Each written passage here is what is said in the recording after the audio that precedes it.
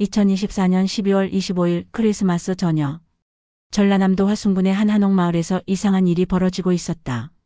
100년 된 고택 대청마루에는 온 가족이 모여 저녁 식사를 하고 있었다. 주인공은 정순자, 올해 67. 40년 가까이 초등학교 교사로 일하다 7년 전 퇴직한 그는 5년 전 남편을 떠나보낸 후 이 집에서 홀로 살고 있었다. 어머니 샤넬 스카프 사왔어요. 41살 큰 며느리 미선이 과시하듯 명품 쇼핑백을 내밀었다. 땅값 많이 올랐죠. 42인 둘째 사위 성민은 도착하자마자 재산 이야기부터 꺼냈다. 순자는 그저 고개만 끄덕였다.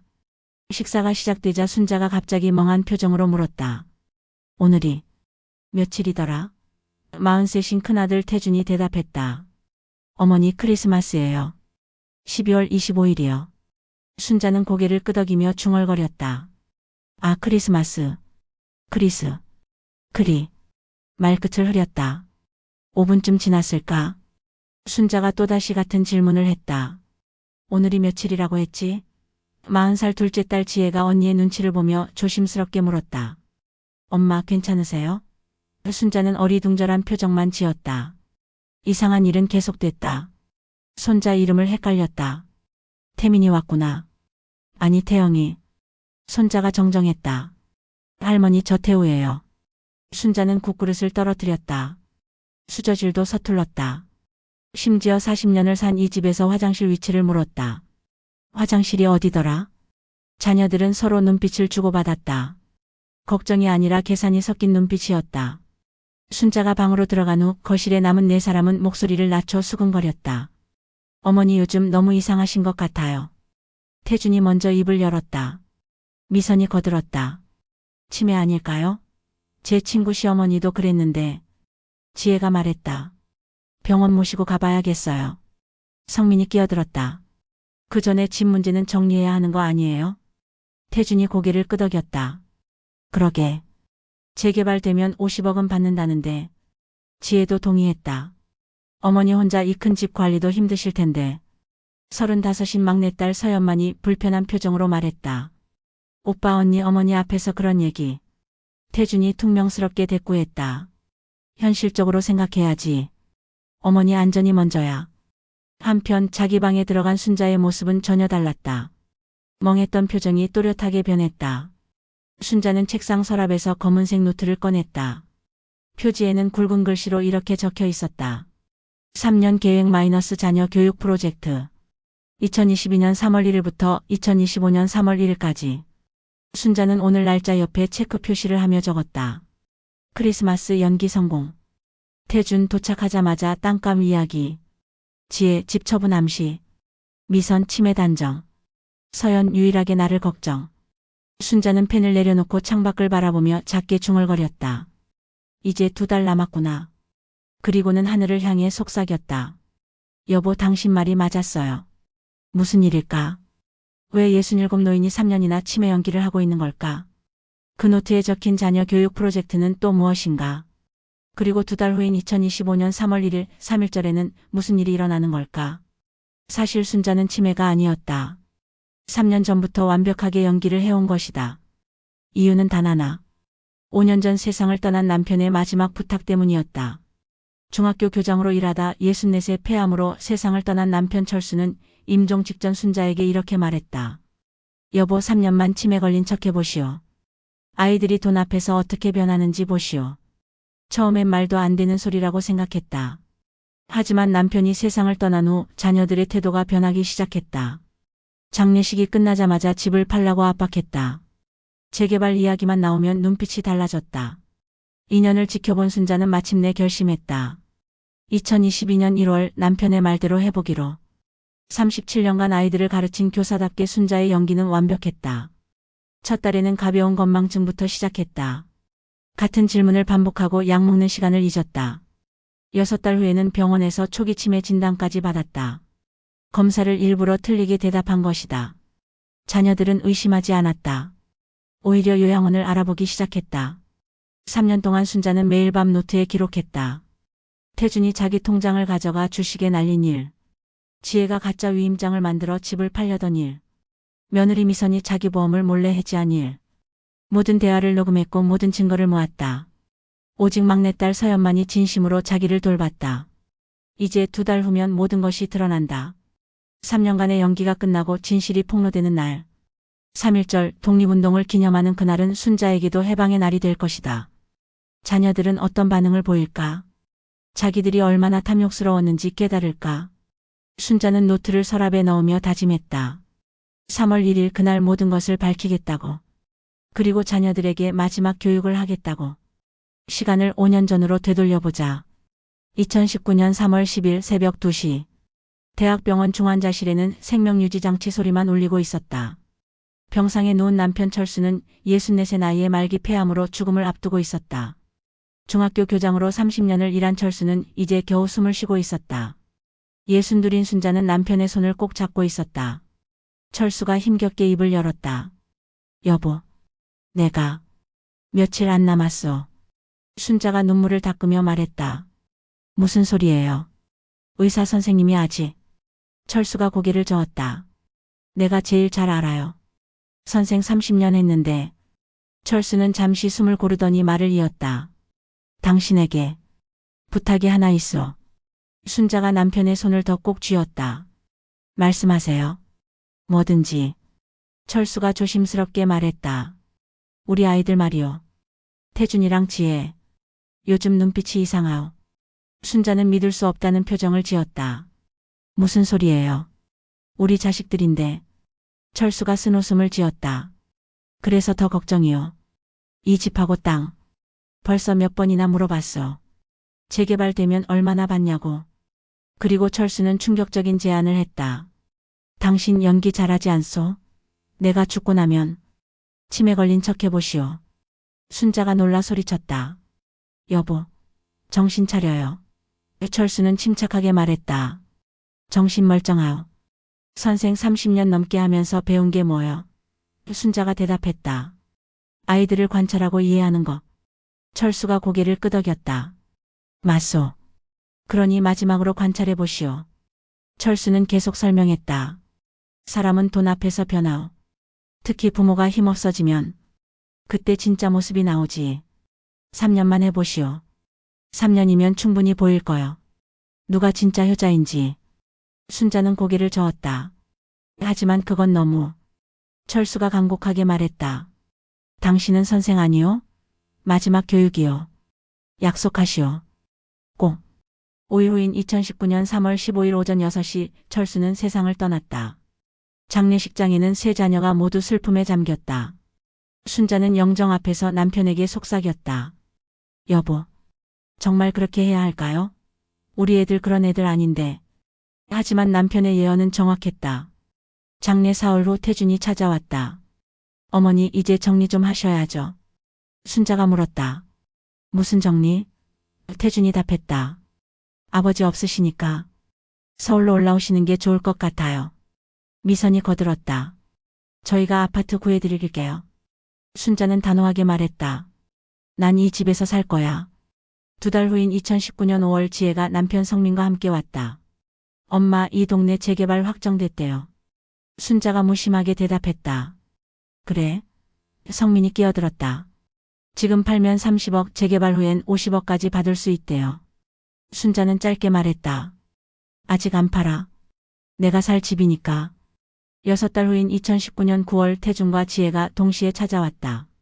태준이 조심스럽게 말을 꺼냈다. 어머니 형제끼리 상의했는데요. 지혜가 이었다. 이 집 팔아서 엄마는 서울 아파트에 계시고 우린 나눠 갖는 게 어떨까요? 순자는 목소리를 높였다.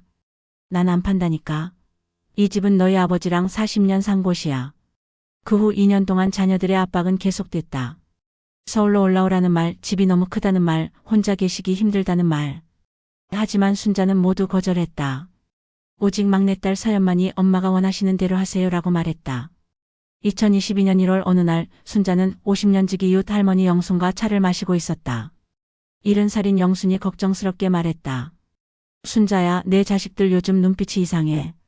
땅 이야기만 나오면 딴 사람이 돼. 순자가 한숨을 쉬었다. 나도 알아.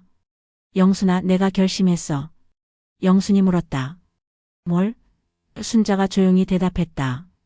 남편이 마지막으로 한 말. 해보려고. 치매 연기. 영순이 놀라 물었다. 정말? 그거 쉽지 않을 텐데. 순자가 고개를 끄덕였다. 3년만 해볼 거야. 2022년 3월부터 2020년 3월까지. 정확히 3년. 영순이 걱정스럽게 물었다. 힘들 텐데 괜찮겠어? 순자는 단호하게 말했다. 37년 교사했어. 아이들 앞에서 연기도 하고 역할극도 했지. 이 정도는 할 수 있어. 순자는 노트를 꺼내 계획을 적기 시작했다. 첫 달에는 가벼운 건망증, 석 달 후에는 증상 심화, 6개월 후에는 병원 진단. 그리고 3년 동안 자녀들의 모든 행동을 관찰하고 기록한다. 영순이 물었다. 서연이는? 순자가 대답했다. 서연이도 모르게 할 거야. 진짜 마음을 보려면 아무도 모르면 안 돼. 2022년 3월 1일 순자는 노트 첫 페이지에 적었다. 오늘부터 3년 계획 시작. 남편과의 약속을 지킨다. 아이들에게 마지막 교육을 한다. 사람의 진짜 모습은 약자 앞에서 드러난다는 것을 보여주겠다. 그날 밤 순자는 남편 영정 앞에 앉아 말했다. 여보, 약속할게요. 3년 동안 끝까지 해볼게요. 당신 말대로 아이들이 정말 어떤 사람인지 똑똑히 볼게요. 그리고 그 후에 마지막 교육을 시작할게요. 순자는 영정 사진 속 남편을 바라보며 결심했다. 이제 3년간의 긴 연기가 시작된다. 교사로서의 마지막 수업이 시작되는 것이다. 2022년 3월부터 2024년 12월까지 3년간의 기록이 시작됐다. 65살 순자의 노트에는 매일 밤 자녀들의 행동이 빼곡히 적혔다. 37년 교사 생활로 단련된 관찰력은 단 한 가지도 놓치지 않았다. 첫 석 달은 가벼운 건망증 연기였다. 밥 먹었니? 하루에 3번씩 물었다. 냉장고 문을 열고 멍하니 서 있었다. 약 먹는 시간을 일부러 잊었다. 2022년 3월 5일 노트에 이렇게 적혔다. 태준 방문. 내가 같은 질문 반복하자 짜증 섞인 표정. 걱정이 아니라 귀찮음. 3월 20일 기록. 지혜 전화. 괜찮냐고 물었지만 목소리에 성의 없음. 4월 10일. 며느리 미선, 내가 냉장고 앞에 멍하니 선 모습 사진 찍어 가족 단톡방에 올림. 6달 후인 2022년 7월 순자는 병원에 갔다. 의사의 질문에 일부러 틀리게 대답했다. 대통령이 누구세요? 순자는 대답했다. 전두환? 의사가 계속 물었다. 100에서 7씩 빼보세요. 순자는 일부러 헷갈렸다. 193. 아니 87. 잘 모르겠네요. 진단 결과는 초기 치매 의심이었다. 노트 7월 20일자에는 이렇게 적혔다. 병원에서 돌아옴. 태준이 진단서 받아서 기뻐하는 것 같았다. 눈빛이 달랐다. 마치 원하던 결과를 얻은 듯. 8월 5일. 손자 이름 헷갈리는 연기 시작.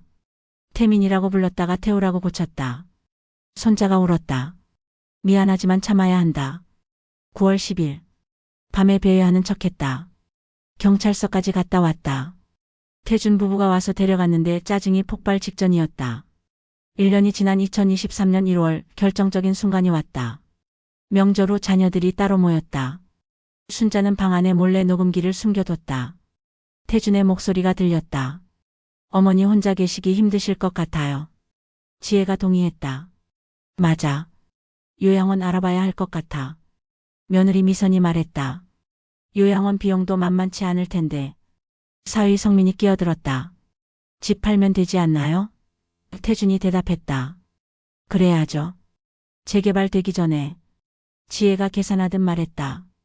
형제끼리 나누면 각자 16억씩. 미선이 물었다. 서연이는?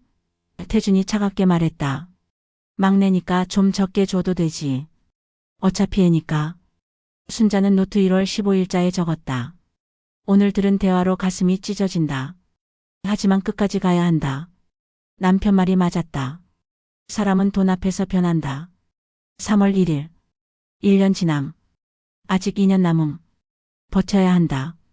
2023년 5월 20일 태준이 부동산 중개인을 몰래 데려왔다. 순자가 낮잠 자는 척하는 사이 집안을 구석구석 살펴봤다. 7월 10일 기록. 며느리 미선 친구와 통화 엿들음. 시어머니 치매라 편하다고 말함. 웃음소리까지 들렸다.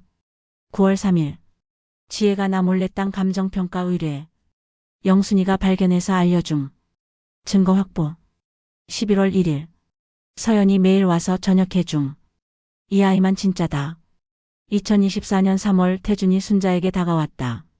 어머니 통장 제가 관리해 드릴게요. 순자는 일부러 순순히 대답했다. 그래. 내가 알아서. 퇴직금 1억 2천만 원과 남편 보험금 5천만 원이 든 통장이었다. 노트 3월 10일자. 오늘 통장을 줬다. 총 1억 7천만 원. 태준이 얼마나 잘 관리하나 지켜보자. 6월 15일 이웃 할머니 영순이 급히 달려왔다. 순자야. 내 집이 부동산에 나왔어. 순자는 놀란 척했다. 뭐라고? 영순이 설명했다. 지혜가 올린 것 같아. 가짜 위임장으로. 노트에는 이렇게 기록됐다. 지혜가 나를 배신했다. 사문서 위조죄다. 하지만 아직은 참는다. 증거를 더 모아야 한다. 7월 20일 순자는 마침내 막내딸 서연에게 비밀을 털어놨다. 서연이 어머니 방 불빛을 보고 노트 쓰는 모습을 목격한 것이다. 어머니, 치매 아니시죠? 순자는 한숨을 쉬며 고개를 끄덕였다. 들켰구나. 서연아, 미안하다. 너한테까지 속인 게. 순자는 모든 것을 설명했다. 아버지의 유언 3년 계획 지금까지의 기록. 서연은 눈물을 흘렸다. 어머니, 3년 동안 얼마나 힘드셨어요? 순자가 말했다. 괜찮아. 교사 37년 했는데 이 정도 연기 못하겠니? 하지만 오빠랑 언니한테는 절대 말하면 안 돼. 3월 1일까지 비밀이야. 10월 15일 태준과 지혜가 순자 몰래 요양원을 방문했다. 계약금 500만 원을 순자 통장에서 빼서 넣었다. 서연이 통장 내역을 보고 발견했다. 오빠, 이게 뭐예요? 태준이 대답했다. 어머니 안전을 위해서야. 서연이 따졌다. 어머니 동의도 없이요? 지혜가 차갑게 말했다.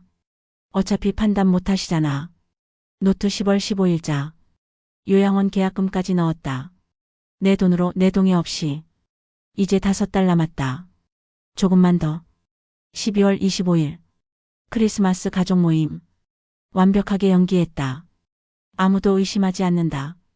이제 정확히 66일 남았다. 2020년 3월 1일 3.1절. 독립운동을 기념하는 그날 나도 해방된다. 순자는 마지막 페이지에 적었다. 3년간 지켜봤다. 태주는 내 돈을 주식에 날렸고 명품을 샀다.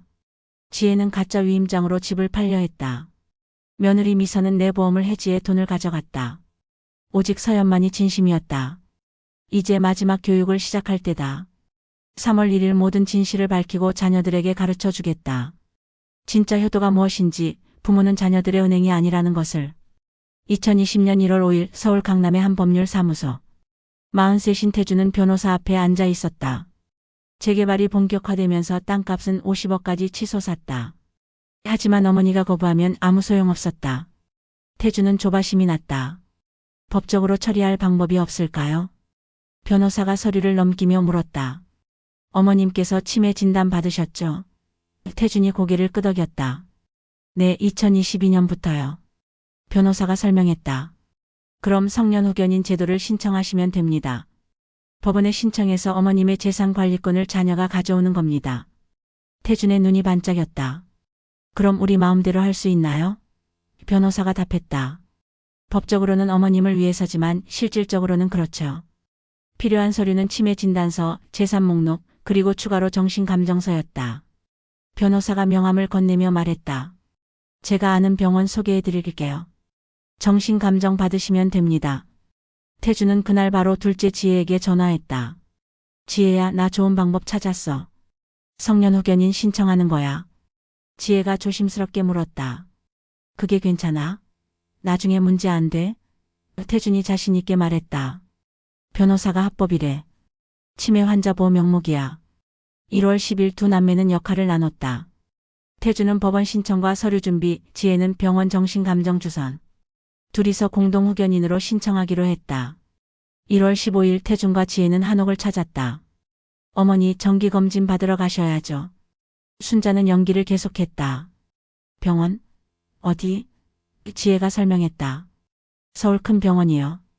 정밀 검사예요. 서연이 의심스러운 눈빛으로 물었다. 무슨 검사인데요? 태준이 대답했다. 정신과 검사야. 서연이 따졌다. 왜요? 어머니 괜찮으신데요. 지혜가 짜증 섞인 목소리로 말했다.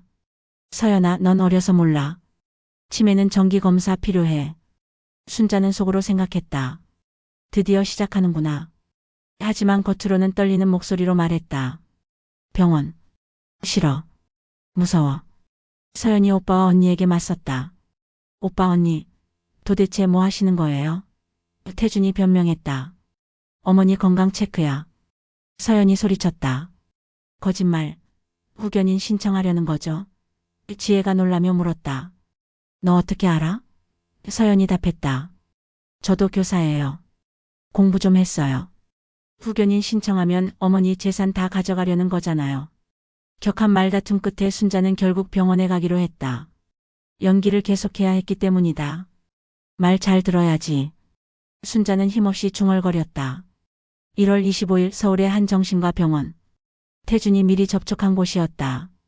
담당 의사는 태준과 사전에 대화를 나눴다. 보호자께서 후견인 신청용 감정서 필요하시다고요? 태준이 고개를 끄덕였다. 네, 어머니가 혼자 생활 힘드세요.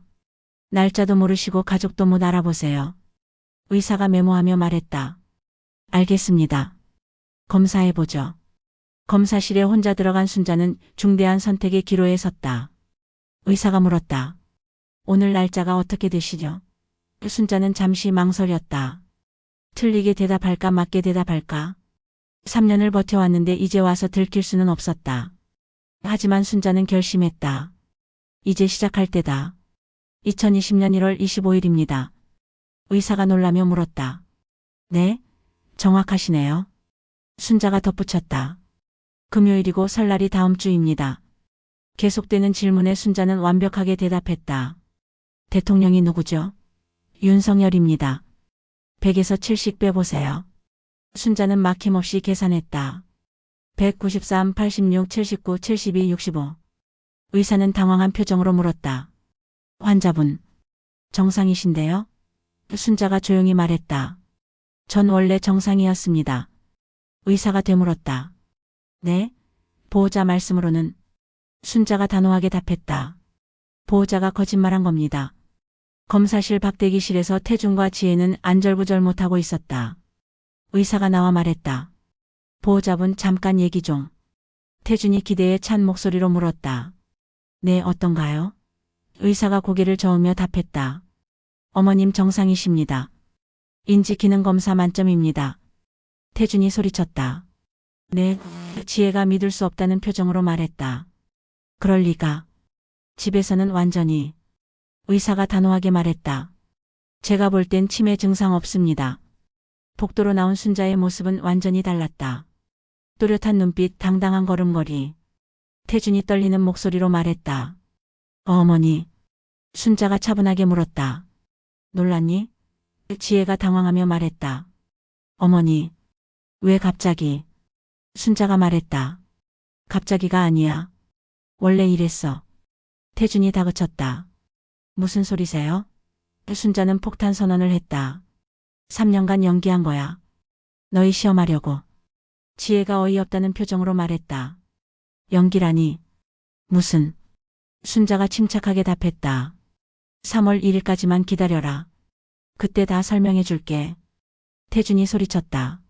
어머니, 우릴 속인 거예요? 순자는 냉정하게 말했다. 속인 게 아니라 가르치려는 거야. 그리고 후견인 신청? 그거 취하해. 안 그러면 내가 너희 고소할 거야. 증거 다 있어. 병원 밖에서 서연이 기다리고 있었다. 어머니를 보자마자 달려와 안았다. 어머니, 괜찮으세요? 순자가 서연의 등을 토닥이며 말했다. 괜찮아. 이제 시작이야. 뒤에 선 태준과 지혜는 멍한 표정으로 서 있었다. 태준의 휴대폰이 울렸다. 아내 미선이었다. 여보 어떻게 됐어요? 태준은 힘없이 대답했다. 완전히 꼬였어. 지혜도 남편 성민에게 전화했다. 여보, 큰일 났어. 엄마가 정상이래. 그날 밤 순자는 노트에 적었다. 1월 25일. 오늘 일부 정체를 드러냈다. 태준과 지혜는 충격을 받았다. 하지만 진짜 전쟁은 지금부터다. 3월 1일까지 이제 35일 남았다. 그날 모든 증거를 공개하고 마지막 교육을 시작한다. 자녀들이 어떻게 반응할지 그리고 어떻게 변할지 지켜볼 것이다. 2020년 3월 1일 3.1절. 독립운동을 기념하는 이날은 68살 순자에게도 해방의 날이었다. 2월 25일 순자는 세 자녀에게 일일이 전화를 걸었다. 태준아, 3월 1일 오전 10시에 집으로 와라. 가족 회의야. 꼭 와야 해. 태준은 불안한 목소리로 대답했다. 어머니, 무슨 일이세요? 순자는 단호하게 말했다. 와보면 알게 될 거야. 지혜에게도 같은 전화를 했다. 지혜야, 성민이랑 같이 와. 지혜가 떨리는 목소리로 말했다. 엄마, 저희가 잘못했어요. 순자는 차갑게 답했다. 사과는 3월 1일에 받을게. 서연에게는 다정하게 말했다. 서연아, 고맙다. 내가 있어서 버텼어. 서연이 물었다. 어머니, 드디어예요? 순자가 답했다. 응, 드디어야. 3월 1일 아침 순자는 한복 정장을 차려입었다. 대청마루에는 검은 노트, 녹음기, 각종 서류가 정리돼 있었다.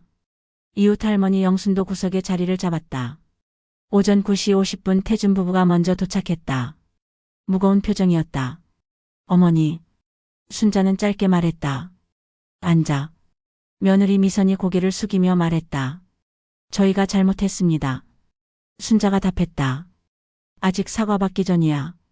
10시 정각 지혜 부부가 도착했다. 긴장한 얼굴로 들어섰다. 엄마. 순자가 명령하듯 말했다. 지혜도 앉아.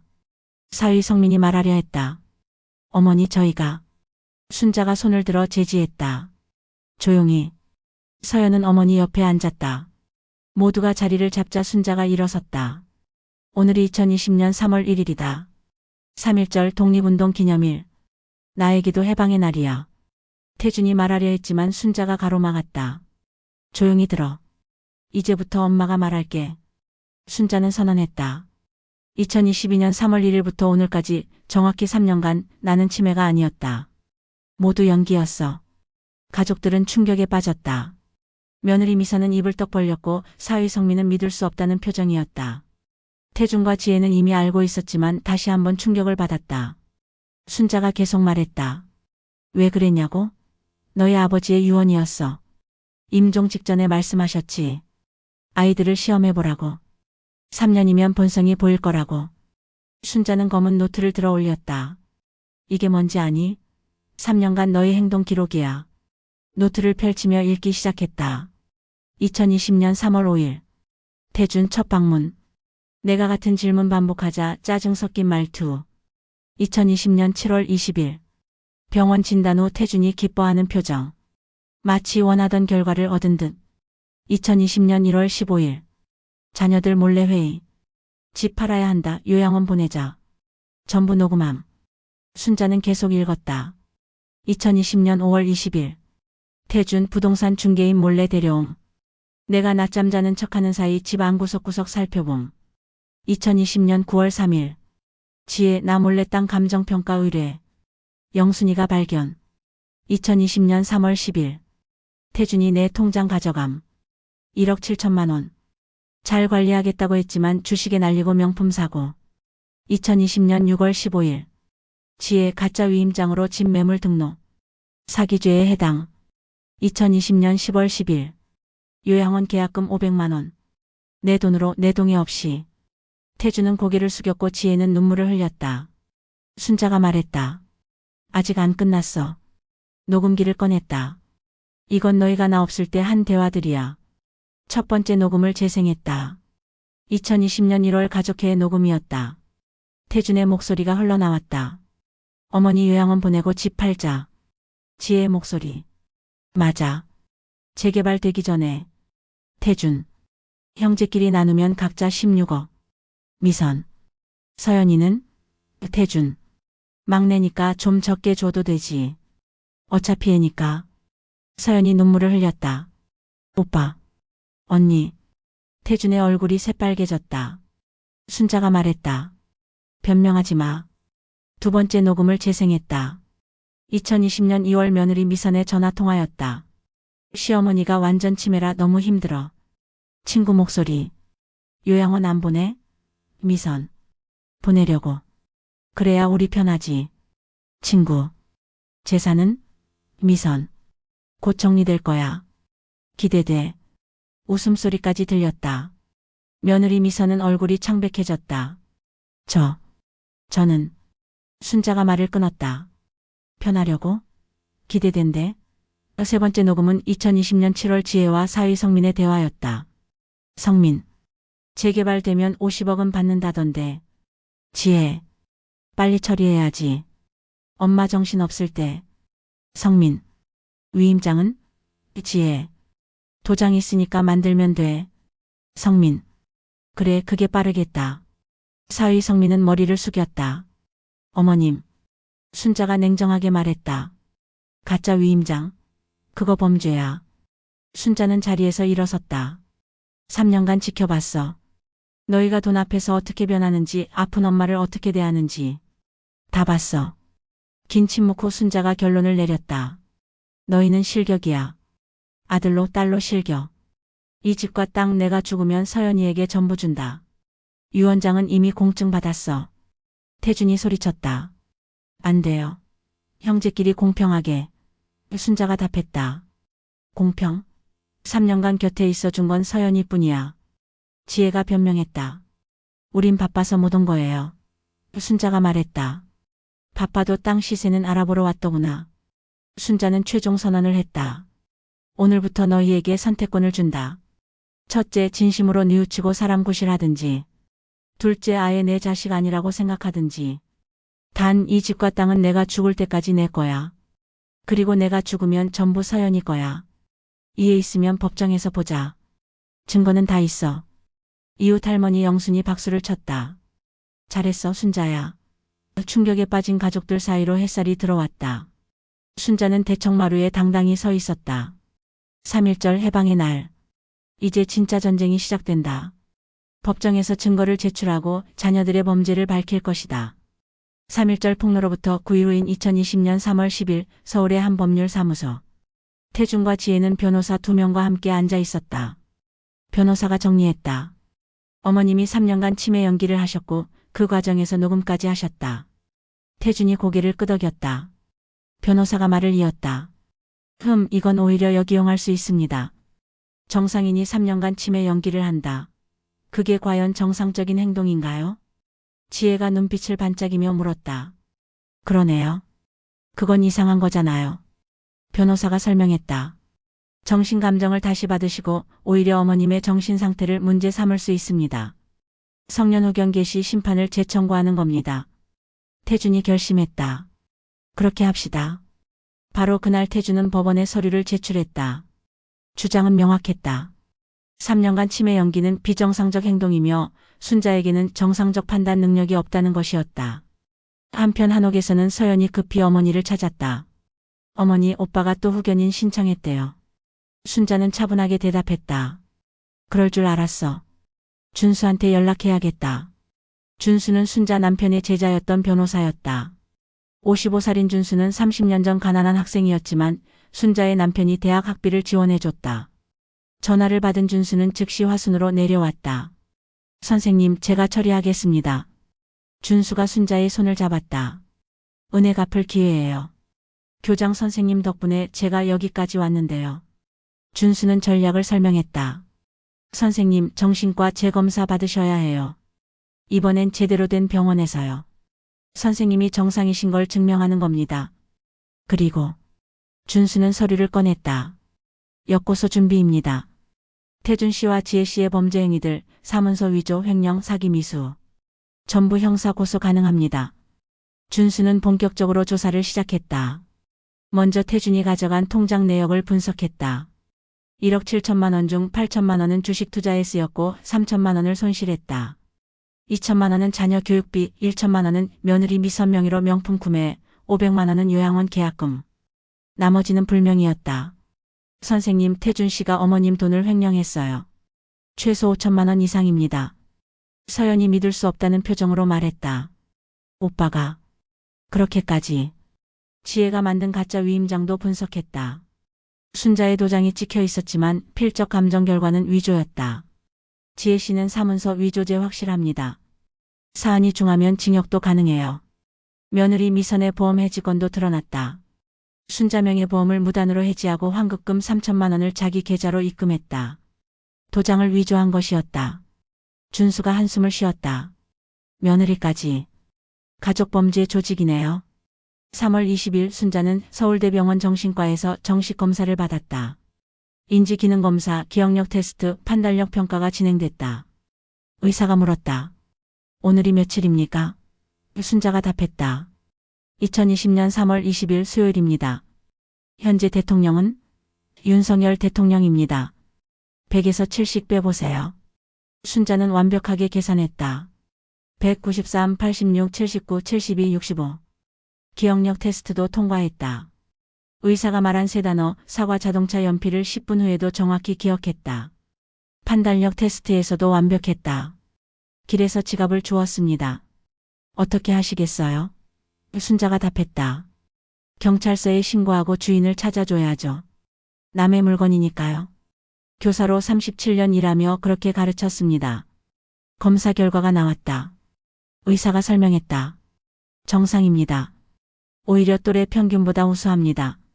간이정신상태검사 30점 만점에 30점. 인지기능, 기억력, 판단력 모두 정상. 치매 가능성은 전혀 없습니다. 의사는 순자에게 감탄하며 물었다. 선생님, 정말 3년간 연기하신 거예요? 순자가 미소 지으며 답했다. 네, 교사였으니까요. 아이들 가르치려고 연기도 많이 했습니다. 준수는 추가 조사도 진행했다. 태준이 회사 법인카드로 개인 사용을 한 정황이 드러났다. 금액은 약 3천만 원. 명품 구매, 골프 유흥비였다. 회사에서도 이미 인지하고 징계를 준비 중이었다. 준수가 말했다. 이것까지 합치면 태준 씨는 형사처벌 확실합니다. 서연이 안타까워했다. 오빠가 너무 멀리 갔어요. 준수는 순자에게 물었다. 선생님, 이제 선택하셔야 합니다. 전부 고소하시겠습니까? 아니면 경고만 하시겠습니까? 순자는 긴 침묵 후 답했다. 법정에서 보자. 제대로 교육해야겠어. 준수가 고개를 끄덕였다. 알겠습니다. 완벽하게 준비하겠습니다. 3월 20일 준수는 역고소장을 제출했다. 태준을 상대로는 횡령죄와 업무상 배임, 지혜를 상대로는 사문서, 위조와 사기 미수, 며느리 미선을 상대로는 횡령죄였다. 동시에 순자는 성년 호경 개시 심판에 대한 반박 자료를 제출했다. 서울대병원 정신과 진단서, 3년간의 상세한 일기, 녹음 파일, 각종 증거 서류였다. 태준의 집에는 패닉이 찾아왔다. 이게 무슨 일이야? 며느리 미선이 떨리는 목소리로 물었다. 여보, 우리 어떡해요? 태준이 답했다. 변호사비만 엄청 들겠어. 미선이 걱정했다. 그 돈을 어디서 구해? 태준은 막막했다. 회사에서는 징계가 진행 중이고 어머니는 역고소까지 했다. 지혜도 남편 성민에게 전화했다. 여보, 큰일 났어. 형사 고소당했어. 그날 밤 순자는 노트에 마지막 기록을 남겼다. 3월 20일. 역고소 완료. 이제 법정에서 증거를 보여줄 것이다. 자녀들이 저질렀던 모든 범죄를. 그리고 마지막 교육을 할 것이다. 교사로서, 어머니로서. 5월 10일 첫 공판이 열린다. 그날 법정에서 37년 교사의 마지막 수업을 시작한다. 2020년 5월 10일 오전 10시 서울가정법원 대법정. 37년 교사 생활을 한 68살 순자의 마지막 수업이 시작되는 순간이었다. 원고 측 자리에는 태준과 지혜가 변호사 2명과 앉아 있었다. 피고 측에는 순자와 변호사 준수가 자리했다. 방청석에는 막내딸 서연, 이웃 할머니 영순, 마을 주민들이 앉았다. 60대 여성 판사가 입장하며 말했다. 성년 호경 개시 심판 사건 시작하겠습니다. 태준 측 변호사가 먼저 발언했다. 재판장님, 피고 정순자는 지난 3년간 비정상적 행동을 했습니다. 정상인이 3년간 치매 연기를 할 수 있습니까? 이는 심각한 정신질환의 증거입니다. 증거로 2020년 치매 진단서와 가족들의 증언, 순자의 이상 행동 영상을 제출했다. 또한 피고는 가족들의 대화를 몰래 녹음했습니다. 이는 불법 녹음이며 증거 능력이 없습니다. 태준이 증인석에 섰다. 저희는 정말 어머니를 걱정했습니다. 3년간 치매 증상이 심해지는 걸 보며 요양원도 알아보고 병원도 모시고. 그런데 갑자기 연기였다니 정상적인 분이라면 그럴 수 없습니다. 지혜도 증언했다. 엄마는 날짜도 모르셨어요. 가족 이름도 헷갈리셨고요. 그런 분이 3년 치밀하게 계획을. 이상하지 않습니까? 준수 변호사가 반박했다. 재판장님, 피고 정순자 씨는 37년간 초등학교 교사였습니다. 교사는 아이들을 가르치기 위해 때론 연기도 하고 역할극도 합니다. 이번 일은 자녀들에 대한 마지막 교육이었습니다. 준수는 2020년 3월 20일 서울대병원 정신과 진단서를 제출했다. 정신적으로 건강함, 인지기능 정상, 간이정신 상태 검사 만점. 피고는 정상입니다. 오히려 또래보다 우수한 인지 능력입니다. 준수는 순자의 노트를 법정에 제출했다. 재판장님, 이 노트를 보십시오. 3년간 매일 상세히 기록되어 있습니다. 날짜, 시간, 사건, 대화 내용까지. 이게 정신질환자가 할 수 있는 일입니까? 판사가 노트를 직접 읽었다. 또렷한 필체, 정확한 날짜, 상세한 관찰 기록이었다. 준수는 원고들의 범죄를 폭로했다. 그리고 재판장님, 원고들의 행위를 보십시오. 화면에 증거가 표시됐다. 통장 거래 내역은 태준의 횡령을, 가짜 위임장은 지혜의 사문서 위조를, 요양원 계약서는 동의 없는 계약을, 부동산 매물 등록은 사기 미수를 보여줬다. 이들은 어머니의 재산을 노렸습니다. 치매라고 믿고 마음대로 하려 했습니다. 피고는 이를 알고 증거를 모은 것입니다. 판사가 순자를 증인석으로 불렀다. 순자는 차분한 모습으로 섰다. 피고는 왜 그런 행동을 했습니까? 순자가 또렷하게 답했다. 재판장님, 저는 37년간 아이들을 가르쳤습니다. 교육이란 가르치는 것만이 아닙니다. 때론 지켜보고 깨닫게 하는 것입니다. 제 남편이 돌아가시기 전에 말했습니다. 자식들을 시험해보라고. 돈 앞에서 어떻게 변하는지 보라고. 순자는 태준을 바라보며 말했다. 태준아, 넌 기억하니? 중학교 2학년 때 친구가 교통사고 났을 때 매일 병원 찾아가던 너였잖니. 고등학교 때는 어려운 친구 무료로 과외해주던 착한 아이였어. 그 따뜻한 마음은 어디 갔니? 언제부터 돈만 보는 사람이 됐어? 태준은 고개를 숙였다. 순자는 지혜를 향해 말을 이었다. 지혜야, 넌 어렸을 때 엄마가 아프면 밤새 간호하던 애였어. 한의사가 된 것도 사람들 아픈 거 고쳐주고 싶어서라며. 그 마음 어디 갔니? 지혜는 눈물을 흘렸다. 방청석에서 흐느끼는 소리가 들렸다. 순자가 핵심을 말했다. 재판장님, 저는 3년간 자식들이 변하길 기다렸습니다. 아프고 힘든 엄마 곁에 누가 남는지 보고 싶었습니다. 결과는 막내딸 서연이 뿐이었습니다. 태준이는 제 통장을 가져가 주식에 날리고 명품 사고 유흥비로 썼습니다. 지혜는 가짜 위임장 만들어 제 집을 팔려고 했습니다. 며느리 미선은 제 보험 해지에서 돈 가져갔습니다. 이게 효입니까? 이게 가족입니까? 준수가 녹음 파일을 재생했다. 태준의 목소리가 흘러나왔다. 어머니 요양원 보내고 집 팔자. 재개발되기 전에. 형제끼리 16억씩. 막내는 좀 적게 줘도 돼. 며느리 미선의 목소리도 들렸다. 요양원 보내면 우리 편해. 재산 곧 정리될 거야. 기대돼. 법정이 술렁거렸다. 순자가 말했다. 재판장님, 들으셨습니까? 제가 치매라고 믿고 이렇게 말했습니다. 이들이 날 걱정했다고요?